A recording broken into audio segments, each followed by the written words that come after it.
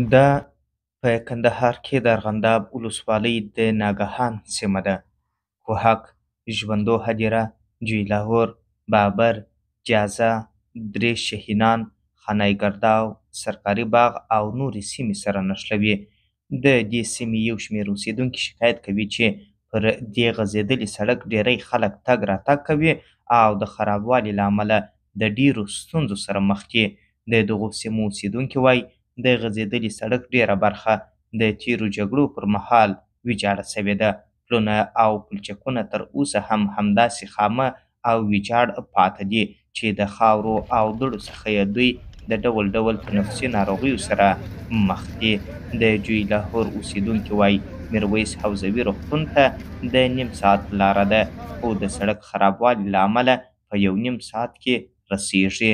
دوی وایي ناروغان، سپین ږیري، ښځې او کوچنیان پر دغه لاره له ګڼو ستونزو سره مخ کېږي.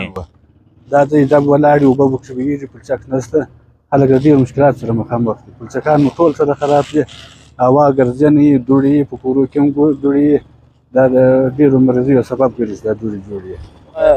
سړک باندې دوړې یې، باران وسي، خټې یې، دلته یو وخت مریض پېښ سي نو دغه مشکل ډېر زیات وي، موټرو شی نسي تللی. موږ دغه غوښتنه ده د افغانستان د اسلامي امارت څخه چې دا زموږ سړک راپوخ کړي، یو نیم ساعت وخت نیسي او چې دغسې پوخ سي نو دا انشاءالله 3 پاوه لاره ده، دونه لاره نه ده. نو چې د سړک د خرابتیا د وجې څخه دا لاره اوږدېږي. نو د جنګو په وخت کې دا ګرده پټاو سوي دي، دا اوس نسته. ورته مهال د دې لارې موټر چلوونکي هم شکایت کوي چې د سړک د خرابوالي له امله یې ډېر کله موټرونه خرابېږي او دوی ته یې تر ګټې تاوان ډېر رسېږي. د موټر چلوونکي په خبره په 24 ساعته کې پر یاده لاره سلګونه موټران تګ راتګ کوي، خو تر اوسه یې چا د جوړېدو اقدام نه دی کړی. دغه د تعلیم څه د ډمبر سړک ډېر خراب دی. نو موږ غواړو چې دغه موږ سره دغه همکاري وکړي، دغه ډېر ښه رسي او موټران هم په ډېرو سره وسایل شي. دا په سره معنا اکثر وختي موټر ختموي، د موټر عوارض پکښې ډېر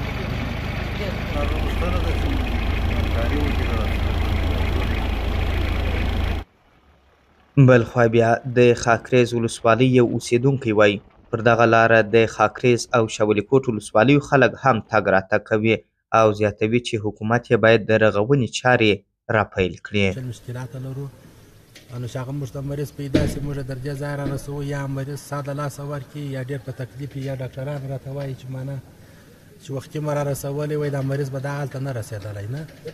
نو دغه لاره چې سمه سوې وای انشاءالله موږ ته به ډېره اساني جوړه سوې وای. بل لور ته بیا ځایي چارواکي وایي چې ډېر ژر به د یاد سړک د جوړېدو چارې پیل سي.